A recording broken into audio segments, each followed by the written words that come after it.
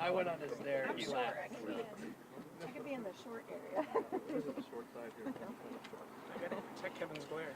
What? Kevin's glare. He's picking on your Funny. shiny. I know. Nice. I'll hear about it later. Some things you know, what never else is new? change. What else is new? All right. We're good behind us. Yeah. There's our picture. Mark's the only guy up on the third step. There's a reason. You can make it. You guys all good? All right, good morning. My name is Kevin Scarpati, Mayor of the City of Meriden, S-C-A-R-P-A-T-I. So first, let me just introduce the individuals that are behind me. I'm joined by members of our police department, members of our central office team, the Meriden Board of Education, as well as our Teachers and Administrators Union. First, our board president, Robert Kaczynski, our superintendent, Dr. Mark Benigni, assistant superintendent, Mike Grove, Teachers Union President, Lauren Mancini Everett, Administrators Union President, Lisette Torres, our Police Chief, Rob Rosado, Deputy Chief, Jerry Scully, and our Deputy Mayor, Michael Cardona. Miss anybody? Excellent.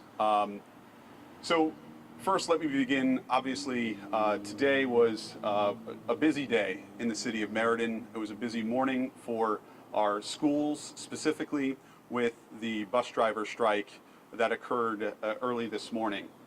This is something that we had anticipated over the last several days, and so we have been working, the city, working with the Board of Education staff, our police officers, to ensure that school would be open today safely, and that is only possible with the cooperation which we witnessed today of our parents, first and foremost, our parents or their neighbors or grandparents, making sure that those kids who needed a ride to school got a ride to school safely.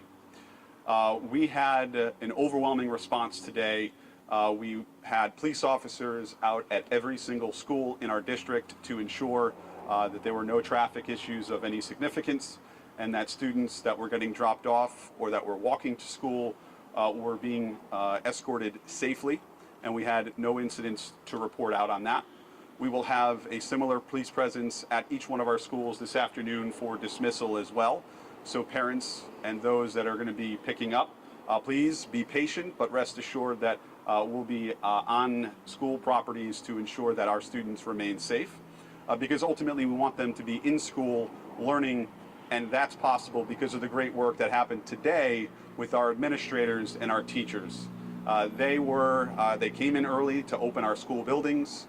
They greeted kids as I visited many schools this morning. They greeted kids as they got out of their cars or walked to school with their parents, and made sure that they were in school safely.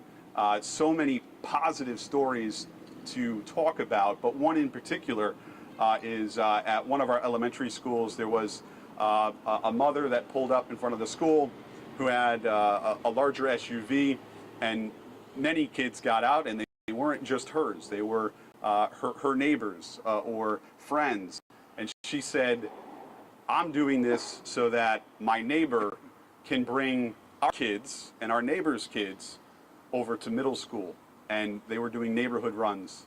And that is the type of support we saw from our community today. It was really reassuring to see the entire community come together. This was something that I know is not the norm, and it's not something that we've practiced, right? Like our kids practiced fire drills in school. Our parents, unfortunately, had to do something similar today in making sure they got there.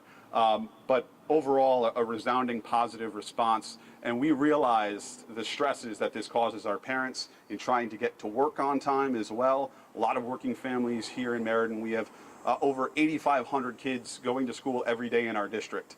I'm pleased to say that today we had over 89% attendance across all of our schools, and that equates to over 7,500 kids are in our buildings right now learning because of our teachers, our administrators, our police officers, but most importantly our parents recognizing the urgency to get our kids into our schools. This is only day 3 for Meriden Public Schools. we had similar attendance over the last 2 days, for the first day on Wednesday and then yesterday as well. And we recognize it's not only an importance for our kids to be in school for educational purposes and learning, but also for food and safety. Over 3,000 breakfasts were given out today alone, which is on pace with the last 2 days. And of course, there'll be lunch as well. And so those are free to and provided by the district. And so that is why we were able to get those numbers to you today. So overall, the message of support from the community has been one that's been overwhelming. And I hope that we can then take this message of community over to NBT, New Britain Transportation, and the Teamsters as well. Our parents stepped up. Our teachers stepped up. Our administrators stepped up. We need NBT and the Teamsters to step up as well. And they need to sit down at the table to negotiate either a short-term or a long-term solution so that we can get our kids back on buses into schools, because we realize that what happened today should not be and will not be the norm.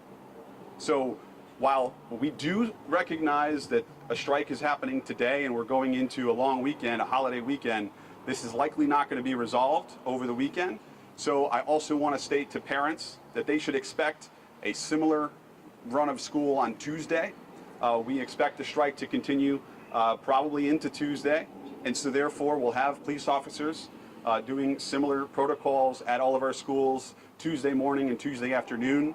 If you could again extend your gratitude to your neighbors or your kids to make sure that they're getting to school. Those kids that could not make it into school today for one reason or another, please note that that will be an excused absence today and on Tuesday. If you cannot make it, it's an excused absence and work will be available to be made up because we recognize the importance of making sure that the work is done either way.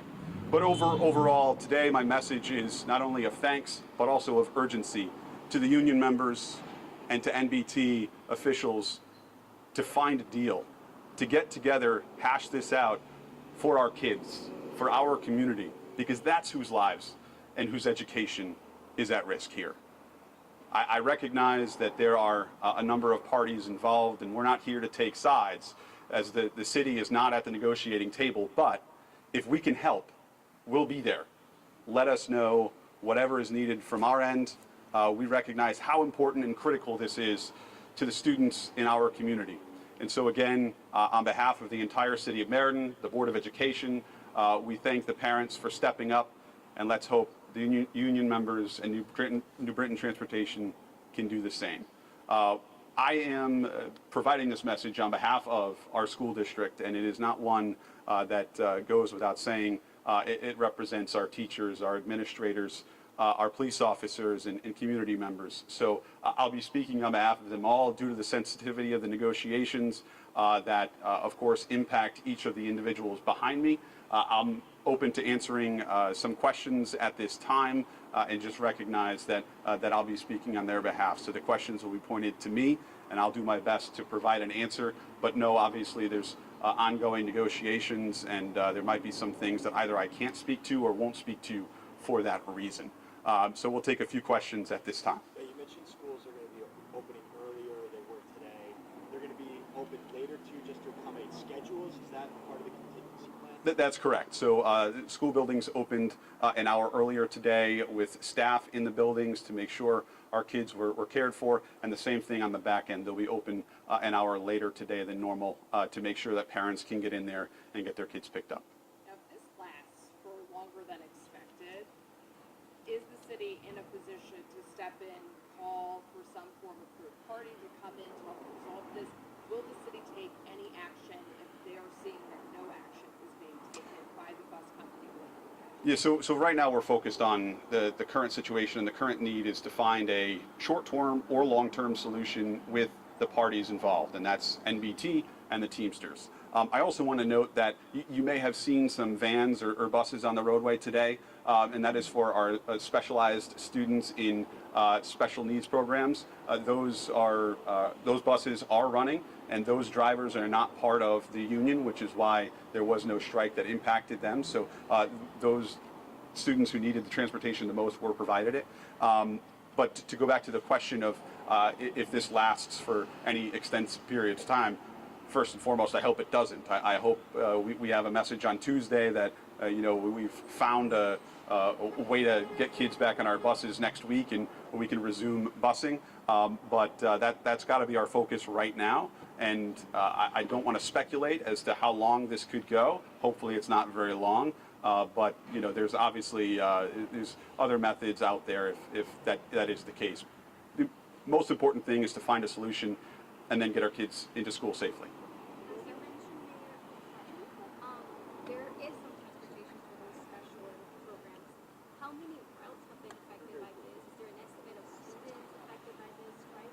Sure. So the question is how many students are impacted by this? So again, about 8,500 students in school daily. That's 100% of our student enrollment. We have about 35% are walkers on a regular basis. So about 3,000 kids are flagged as walkers, and we know that there's some number that are probably bussers but don't feel comfortable taking a bus, or their parents drop off anyway. So to bridge that gap of about 5,000 students, there's another 450 that were dropped off with those specialized vans that we talked about.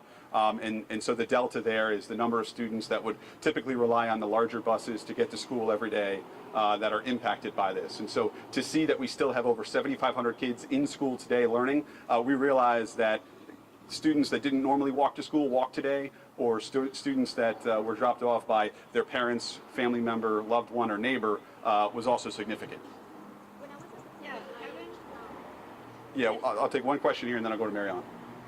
Go ahead.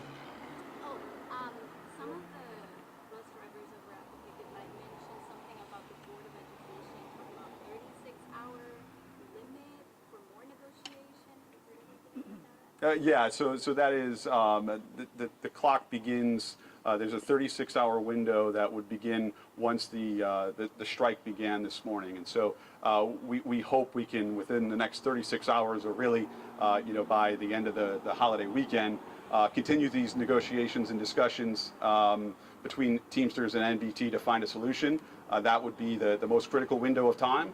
And if not, that obviously brings us into next week to understand what the impact is going to look like for beyond Tuesday. Yeah, I'm just wondering what the implications on their contract is. NBT could be at risk of breaching their contract. Again, I'm not going to speculate on breach of contract, and I haven't even gone through it. 36-hour window again? So upon the breach of contract, which is when school buses aren't coming out to pick up our kids, a 36-hour window per the contract is then given to NBT to note that they're in violation of their contract, which that 36-hour window began this morning. And for families that are going to be that are impacted, I know a message went out to families, but how could families know and what's the plan to update families kind of have this? So Superintendent Benigni sent out a memo yesterday via Power School and social media. That'll be sent. Another memo will be sent out to parents today as well, informing them of any update. And then, of course, we want to keep our families and our parents up to date with what is happening. And so if that means something should happen over the weekend as well, we'll continue to keep our parents and staff updated accordingly. But another notice will be going out later today with any further updates, either of what I already mentioned or should anything change between now and then. Yeah. Yep. Things got a little bit hostile this morning for a couple of the hours around the 6, 7 o'clock. People were pretty aggressive, especially with some of those coworkers, and trying to get those buses out. Is there going to be an extra police presence at these strike lines for the next day, 2, whatever it may be? So yeah, we've had police presence at the strike line. We had officers out there this morning. We're continuing to monitor not only the strike lines, but also our school buildings as well.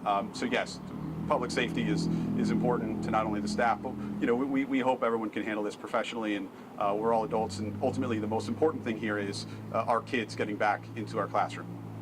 Mayor, we don't want to take a side here, but why do you think it has gotten to this point? Because of course it does put pressure on a lot of people, but these bus drivers are claiming it's going to take almost 25 years to get to $25 an hour. So why do you think it's gotten this way? again, I'm not going to speculate as to why it got to this point, or I realize we're at this point, and that's why we're here. It's critical that we find a resolution. Whatever that resolution is, ultimately lies between those two parties. And if we can help intervene in any way, I'm happy to do that and step in to help facilitate any agreement, because we're here, all of us are here for our kids, our staff, and our schools.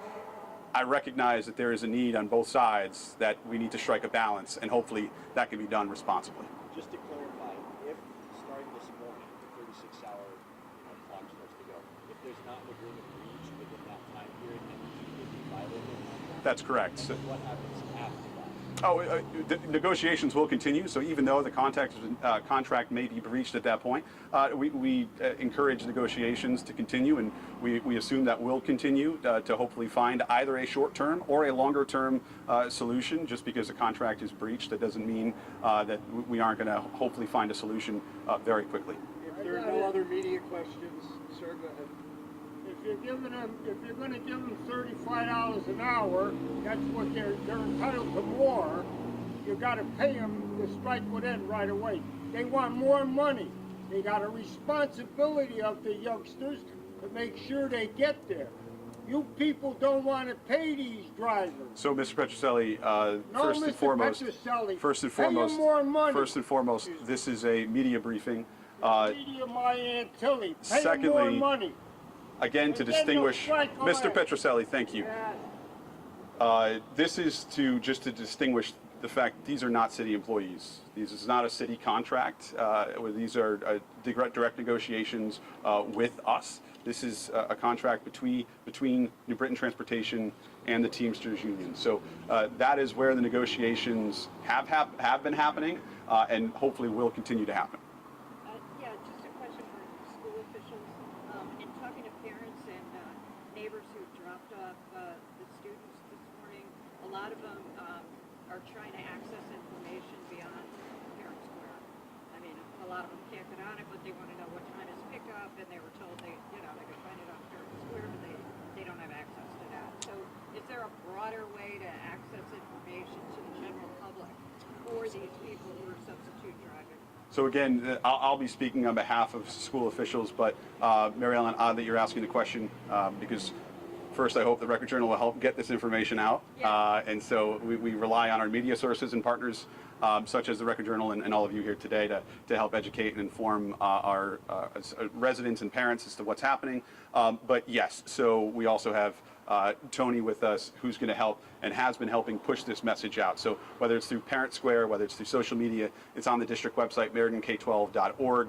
Please make sure you visit there and stay up to date on all those subjects, because we obviously need our partners to not only be aware of what's happening, but also to help. And our parents stepped up today to help. Like, was somewhat unthinkable to see almost 90% of our kids in school today on a beautiful Friday on a holiday weekend is encouraging, and that just goes to show what type of community we have here in the city of Meriden, and our teachers stepped up big time to make sure our kids have a safe space in our schools to learn today. So with that, thank you all very much, and any further communications, please keep an eye out on social media, as we'll be getting that message out later today to all of our parents. So thank you very much.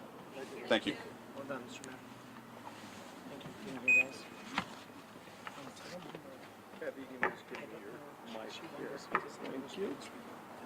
Thank you. Thank you. Mayor. Thank you.